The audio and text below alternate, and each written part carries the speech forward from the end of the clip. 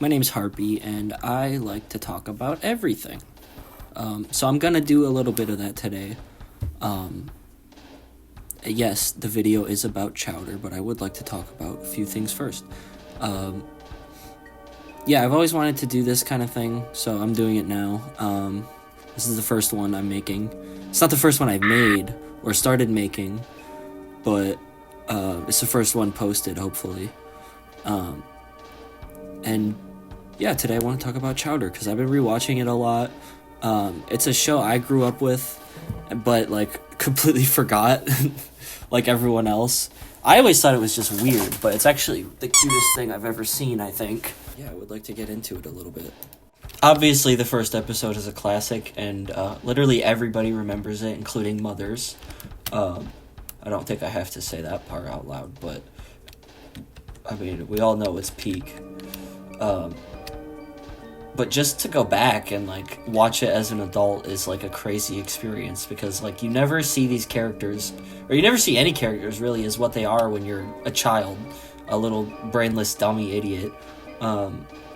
You always think from their shoes, of course. So Chowder was just a fat little dumb guy when you're a kid, but when you're an adult, he's just the cutest little thing ever. I honestly never knew what he was before either, but after finding out what the creators actually make him to be, or make him as, it makes the characters even more adorable. So let's get into a synopsis about it. So if you haven't seen the show, it's a Cartoon Network show, and outwardly it looks like a cooking show with just cute, colorful characters and all that stuff. But it's really a show about growing up and having a family and friends and stuff like that. It's really sweet. Really sweet stuff you got going there, Chowder. The characters are, obviously Chowder, and then his friends, and then his family. His friends are Gorgonzola, Panini, Gazpacho, people like that, and then his family being Mung, Truffles, and Schnitzel. I'm not really gonna get into character dynamics and personalities and stuff like that today. I'm trying to keep it short. The way they interact is really sweet and wholesome, and it feels really genuine a lot of the time.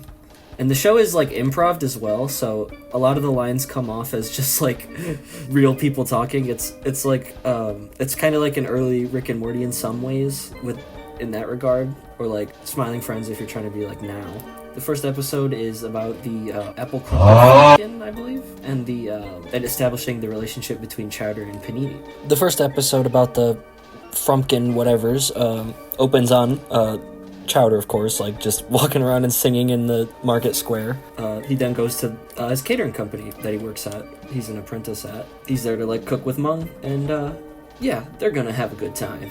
The plot immediately twists when Mung just is spit it out, Chowder, and Chowder just starts vomiting up all the food that he's bought for them on their trip.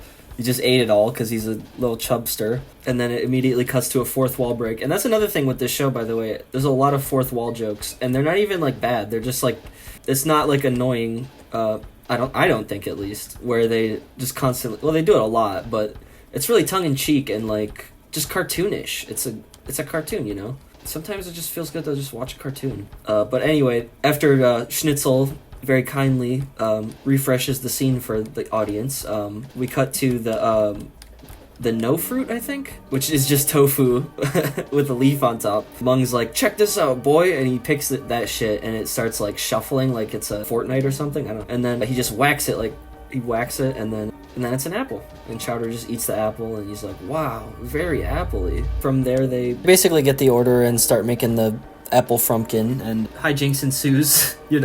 They have to work with a bomb, I think a bomb bladder? I'm not sure, but just gets chucked right into Schnitzel's fucking ass and blows him up. Good shit. But eventually they finish making it, and it's just this fucking freakish hand that's made of casserole, I guess, or frumpkin, I don't know. It's made of apple, but it just starts fucking beating the shit out of everybody in a thumb war. It was a pre-established thing, I guess. Yeah, it just starts thumb warring everything, and then thumb wrestling, I mean. Eventually it gets to the point where it's well, everything's destroyed. We have to let Chowder eat it. And then Mung says Chowder, what is a chef? No, Chowder, don't eat it! Eats the shit out of it. And well, after he gets a taste, it's afraid of him. So like everybody's like chasing Chowder around, and the thing's running from him. The customer's there, and he's like, "Catch it, man!" And it just like turns into a casserole in his arms, and the episode's over. Classic, beginning episode ending shit. Yeah, it all wraps up pretty nicely, and it's really cute. It's not as cute as the episode that it's attached to. It's one of those shows that just makes you laugh your ass off. You don't expect anything that's about to happen. Like, I'm just remembering more little things as it goes. Like, there's this live action puppet monster that just appears occasionally. Like, not even like every episode or anything, but like every 3 episodes, every other episode maybe. He's a recurring character, but like, yeah, he just comes up, says some out of pocket shit, and then just never appears again. And that was in this that started this episode. Schnitzel is just my favorite character. I love a character that like is very expressive but only says one word. That's massively entertaining, and you can tell mostly what Schnitzel is saying just by how he says it. But yeah, it all wraps up with nice themes of being a chef and childlike wonder and things like that. Chowder just, like, I watched the whole series up till the finale. I just finished the finale like a week ago or something, or like a month ago, and like he does grow up through the show, and even his like voice is different, and as the show goes on, it's little by little he grows up. But I want to talk about the other chunk of the pilot. This episode being titled Chowder's Girlfriend. So that starts with Chowder in the market, but this time we meet one of his friends, one of his best friends, actually, Gazpacho, who's voiced by Master Shake, so that is, like, always entertaining. Like, this show is just, like, it's just childhood joy and bliss in a show. Like, the whole show, as a kid, I just wanted to eat the whole show. Like, I just wanted to, like, take it and just, like, put it in my mouth. Like, Marzipan City, like, everything has a name that is just, like, mouth-watering. Anyway, Chowder's in the market, and he's talking with Gazpacho about getting grapples, and he was there with Mung. Endive pulls up, and she's talking all this shit to Mung, pissing all over him, like, emoting on him with her grapple stick and shit. Like, the camera pans down from that massive one into her apprentice, Panini.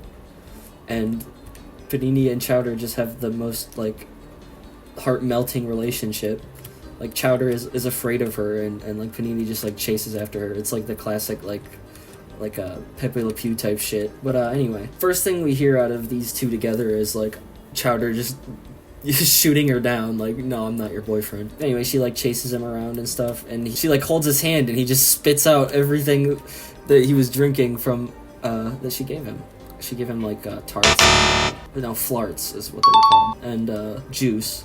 And he just spits out all the juice onto everything like a freaking elephant creature and runs away. And he spits out the juice for an entire day. When he's done with that, like, he starts talking to Mung about girls, and Mung completely doesn't understand because he's, like, a complete, like, Sanji about women. Like, he loves women, and just, like, anytime he sees one, it's just, like, hearts for eyes floating. So Chowder's like, what would you do if a girl liked you? And he's like, a girl likes me? Is she pretty?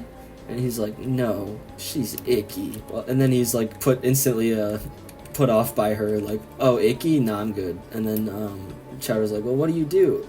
And then he's like, well, you gotta let her down gently.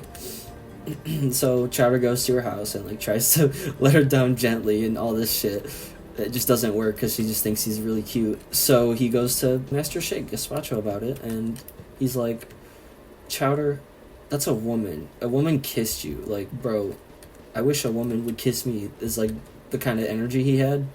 So he's obviously, like trying to get, like telling him the complete ass backwards advice. He's never even, like, touched a woman, so, like the complete wrong advice. And, so he tells her that his mom would always say, like, when a woman kisses you, you gotta make an honest woman of her, and explains all that shit to him. Basically, he tries to marry her. She's just, like, had it by this point, so she's just all like, you know what, this is getting crazy. I'm done with you. You've been nonstop coming to my house. You're clingy. You're fucking calling me all the time. You're sending me text messages in the middle of the night, drinking and driving on the way to my house. Like, this is fucked up, Chowder. I gotta, like, call the police and shit. And he's like, alright, bro, I'll chill. And then that's how it ends. Basically, the theme being, like, love will make you, like, crazy, I think. You know, at first it starts out really, like, fun, and, like, you have all this energy, and then everything gets, like, flipped on its head, you know, at some point. And Chowder kind of went through that. So it was a cute little episode. It was quaint and funny. It kind of like establishes the kind of formula that the show has. It's very like episode of the week, but it has like it keeps its status quo, but it does have like progression in the plot. Like like I said, their characters do grow up and stuff like that. It's not completely like universal reset each episode, you know. They do callbacks too as well, but I'm not gonna like go into every episode. Maybe I'll make a sequel to this video, but that'll be after a while, because I'm not trying to be a cartoon channel. I'm just like, this is the first thing I want to talk about, because I love this show. And I just like to make essays. I like to make video essays and write up stuff about things. I've just never done it before, or I've never done it on here before. But yeah, it sets up the reoccurring characters. The next episode sets up Gorgonzola, but I don't feel like going into that one. I just wanted to discuss the first episode in depth completely. Yeah, so the whole show is just about, you know, Chowder growing up and learning new things and teaching lessons and stuff like that. A few episodes that stick out to me are the episode with that fucking weird elephant creature that loves Chowder, that wants to like just hug him all the time and is like completely alone. That one was interesting. Any special is really great. My favorite special would probably be the finale. The finale is amazing. You know, Chowder all grown up and just like I mean, I'll go into it a little bit, because I do enjoy the finale really much. But yeah, basically just, it's, you know, nonsense of the week shenanigans, up until the finale when they get canceled, unfortunately. I feel bad for Mr. Carl Greenblatt, because, like, he just gets fucked over by the network every time. Every time he makes a cartoon, the network just comes and screws the shit out of him.